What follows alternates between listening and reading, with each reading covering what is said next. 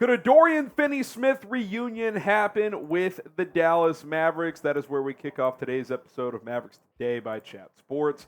I am Harrison Graham. Could this happen at the trade deadline? Well, a couple of dates to watch when it comes to trades in general. The Kyrie Irving trade last year was completed on February 6th. The deadline this past year was on February 8th. So keep that in mind as there's a lot of time between now and then. But Coop, Dorian Finney-Smith obviously grew in Dallas, got his first contract with Dallas, got traded for Kyrie Irving.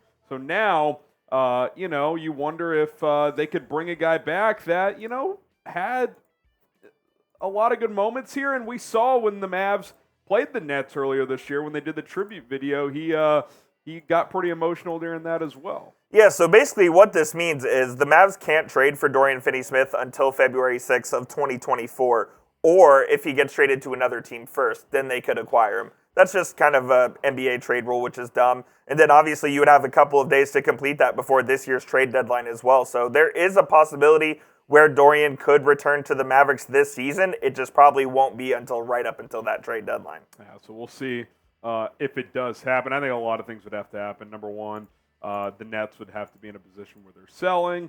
The Mavs would have to feel like they could use another wing. We have talked about that, Coop, that adding another big physical wing it could be a good fit. And obviously Dorian Finney-Smith checks that box, and he's someone who can shoot the three ball as well. And he wouldn't have to have any assimilation process to this team whatsoever. No. He could come right in, play 30 minutes a night, and it would be easy. So far this season, he's having an awesome year. He's averaging the best numbers of his career. 14 points a game, 5.5 rebounds, 50% from the field, and 44.2 from three on over 7 attempts a game. So he's shooting it, and he's playing really well for Brooklyn right now, playing some of his best ball. And the Mavs could really use someone like Dorian. Obviously, they traded him to get Kyrie Irving for a reason, and no one's going to blame the Mavs for that. But to get a guy back like Dorian on an affordable contract like that and someone who knows the organization inside and out would be something I'd be interested in. Yeah, and look, I mean, when you kind of look at the Mavericks roster situation right now, there's an abundance of players at that two guard. So I think you'd be pretty willing to move someone at that shooting guard position. Now, are you going to move a young, talented player like a Jaden Hardy or a Josh Green to get Dorian Finney-Smith? I don't know if you'd want to do that. I doubt it. Could you package, once again, trade Seth Curry? When's he eligible to get traded? Can he get dealt I think he's a December 15th guy. So, I mean, you pair him with, Seth's not really playing right now. It would suck for him to get traded once again from this franchise, but he wants to be here so bad. Dodo is playing some of the best ball of his career and knows this organization well, is a winning piece. He was big time that year they made the conference finals. I mean, him and Reggie Bullock were playing 40 minutes. They were dogs for sure in the playoffs. So we'll see how it plays out. I think it's obviously early. Again, this is not a trade that can happen in the next couple months. It's going to have to be right up near that trade deadline. But certainly interesting. Keep an eye on what Brooklyn's doing this year. If they're not having a great season, they could look to unload some of that talent. So what do you guys think? Should the Mavericks explore a trade for Dorian Finney-Smith? Type Y for yes. Type in for no. I'm certainly open to the idea, Coop. I think he would definitely help this team out, whether it was in a starting or a reserve role. Look, I'm ready and willing to admit that the Mavs are way far ahead of where I thought they would be at this point in the season, and maybe a Dorian Finney-Smith makes them a legit contender in this Western Conference. So if they're a player away like that, I'm all in. Yeah, I mean, you plug him into the starting lineup, and you've got Luka, Kyrie, Dodo, Grant Williams, and Derek Lively. You're going to lose one, maybe two of your bench guys, but you still have good depth on your bench as well. It's interesting. Let's make it happen. It's interesting. There's no doubt about that. What's also interesting and fun is Prize Picks, the best daily fantasy sports app out there. Football season has been going on for a while, but now with the NBA underway, you can play Prize Picks every single night. Even with no NBA games tonight due to election night, you've got college basketball, NHL, other sports. You can make some Prize Picks entries. So if you think you know ball, I don't know if you do know ball if you're not playing Prize Picks. PrizePicks.com/CLNS. Use our code CLNS to get a deposit match up to $100. And we've got a Luka more or less point total heading into this game against Toronto on Wednesday. Wednesday, yes. Wednesday Tomorrow evening. night. 32.5 points. If you think he's going to go for more than that, type M for more. If you think he's going to go for less, type L for less. And put your money where your mouth is with PrizePicks. PrizePicks.com/CLNS. Use code CLNS. Hasn't scored 30 in the last 2 games, so if it makes you feel one way or the other. He's due. He's due. He's due, although he still did play really, really well last night. And speaking of which, let's get into that game, Coop. Another wild one where the final score I don't think really does this kind of breakdown justice. Yeah. Because for the second game in a row, the Mavs got down double figures and came back and put a team away. Yeah, they got down 15 at halftime, and they came back right in the third quarter and basically erased the lead immediately. This team was really good in the second half, especially in the fourth quarter. This guy, Kyrie Irving, he started out, I think it was like 2 for 9, something like that from the field. I think he made his last 4 field goals or something like that. I mean, he's been awesome in the fourth quarter all year. So Kyrie has really been the guy. And he mentioned this at the beginning of the year, like he's taking on a new role where maybe he's not the number 1 option on a team or even a 1A, but he's the number 2 option. And he's also that off-the-court leader. And I kind of think we're seeing that out of Kyrie right now. Yeah, and look, this is clearly Luka's team as you look at his numbers from last night. He briefly left, had to get evaluated for a concussion. But yeah, he got hit in the head. Cleared protocol, so no issue there. But what I was getting at, Coop, is that clearly this is Luka's team. He's the top guy. But if Kyrie can help play that closer role in the fourth quarter and take some of that pressure off of Doncic, I mean, obviously you're going to play through him a lot in crunch time as well. But having Kyrie, who's fearless in those situations and historically has been one of this league's best fourth quarter scorers, is definitely nice to have. It gives you different options. Look, the Mavs' big bugaboo last year was they couldn't finish in the clutch. I think they were 11-34 in the clutch this year. The team's 6-1 this year, and they are 6-0 in the clutch. Yeah, that's very eye-opening, no doubt about it. Derek Lively, another solid performance here. Only grabbed 5 rebounds, but he continues to be a guy. It seems like every night, Coop, he's scoring 10 points. Usually he's more in that like 7, 8, 9 rebound range. Yeah. Like he's setting good screens. He does everything well. One thing I observed about Lively last night is his range when going up to catch alley-oops. Oh my gosh. I feel like he can catch almost anything. Luka doesn't have to throw him a perfect pass every time for him to finish it. And more often than not, Luka will throw him a perfect pass. So this is going to be a partnership that's just going to be awesome, hopefully for years to come. Yeah, I think we've seen that early on. Grant Williams doing what he does, just an efficient 13.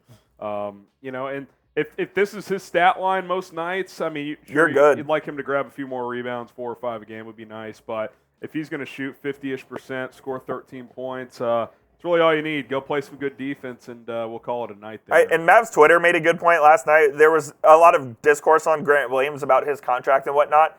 I think a lot more teams, if they knew they were getting this Grant Williams, would have been in on that sweepstakes. And in 2 years, his contract's going to be a laughable contract. I said it yesterday, Coop. Like, looking back on it, I just don't think he was an awesome fit in Boston because they play a lot of ISO basketball. That's not his game. They don't have a distributor. Like, he's a guy that can just sit on the wing, wait for defenses to collapse on Luka and Kyrie. He's ready to catch the weak side pass and shoot the basketball. Like, he's making, I think he's like 13-something million per year. That's going to be an absolute steal in the NBA going forward, given all the new TV deals and the cap that's going up and whatnot. Williams has been an awesome find so far. Who in Boston's setting up those type of plays and passes? Yeah, Derek White's not.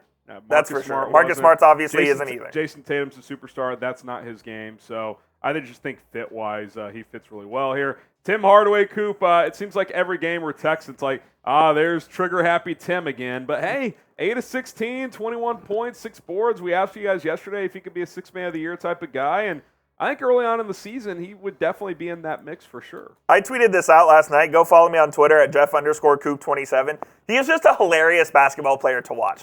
The second he touches the ball, you know where it's going. It's going to the rim. He is not passing it. But, hey, man, if he's shooting 8 of 16 from the field, more power to him. He has been awesome this year, frankly, and way better than I thought he would be. He's playing that role off the bench well. Whether he likes it or not, he seems to be embracing it on some level, so you like to see that. Dwight Powell, look, I think a big discussion here, Coop, and we might do this on a video moving forward. He was fine, but this is just not a playable player in the postseason. Man. He's a guy who can get some minutes in the regular season, but with Maxi Kleber's injury history, and quite frankly, as much as we've liked Derek Lively, you'd like to have a second guy that, A, has either been there, done that before, or B, you at least trust to go into the game if Lively gets in foul trouble or something like that. Would have been really nice if JaVale McGee worked out here and he was that second guy, but obviously didn't work out. Yeah, they're going to need another center, man. I think at this point in the season, which is obviously very early, I think that's their number one priority to address at the trade deadline if they're going to do anything is go find a backup center that can give you legit minutes in the postseason because I don't think Dwight Powell is that guy. And we saw 2 years ago that he wasn't. Like, when they made the conference finals, he started every game, but he would be out by the 8-minute mark because he was unplayable. Well, and at one point in the Golden State series, didn't they go to Boban? Yeah, I think they did. So, I mean, they've had to mess with Powell in the playoffs for the last 3-4 years now, and it's just something that's unsustainable. And quite frankly, I don't need whoever the backup center is to give you anything offensively, as long as they can set screens. Set screens, defend, rebound. Defend the rim and rebound. That's all I need. And Dwight Powell does none of that. He gives you a little scoring punch, but you can just pick him apart defensively. Derrick Jones Jr., kind of quiet game for him, but he still, I mean, he's grabbing 4 rebounds, he's dishing out an assist. Yeah, he's defending. Like, he's just like, I don't know, like I don't want to compare him to like a Deshaun Stevenson or something like that, but he's just kind of like glue guy. He's a glue guy. He does some of the dirty work. He can give you some transition points. At the end of the game last night, he had a crazy dunk attempt that would have been awesome if he finished it, but he missed a dunk. I mean, he was high in the air, man. Get him back in the dunk contest. This guy has bunnies. He's bouncing straight up, no doubt about it. Who's been the bigger surprise? Type L for Derek Lively, J for Derrick Jones Jr. I mean, they've both been pretty big surprises. I mean, obviously the organization had high hopes for Lively, but he is a 19-year-old rookie. I didn't have any expectations for Derrick Jones. Zero, yeah. I think I'm more surprised by Derrick Jones simply because there were no expectations. They signed him on a minimum deal in August, and here he is making a big impact. He started every game so far, I believe, and he's been awesome, and he's been one of the best finds in the NBA in the bargain bin. Yeah, and look, I'd have to go back and look at the exact phrasing of when we broke down that signing, but I'm pretty sure something I said was he'll be valuable to have on load management nights because he's played the league before, he's athletic, he at least knows what to do, but I did not think he'd be a regular part of the rotation, much less a starter in a good one to this point. He's been a good starter. He's been able to knock down the three, which I didn't know was part of his game, so I would definitely say it's Derrick Jones for me so far. Luka effect. You'll love to see it. All right, guys, that's it for today's video. Thank you for 25,000 Yes, thank you, guys. Subscribers. We appreciate it. I mentioned it in the short last night. We can't do this without you guys, so much appreciated. We have Toronto tomorrow night and then the Clippers in the NBA Cup on Friday. Ooh, so we'll see when our next video is. Hopefully tomorrow, if not for sure by Thursday. So hit that subscribe button. We'll be back for more very, very soon.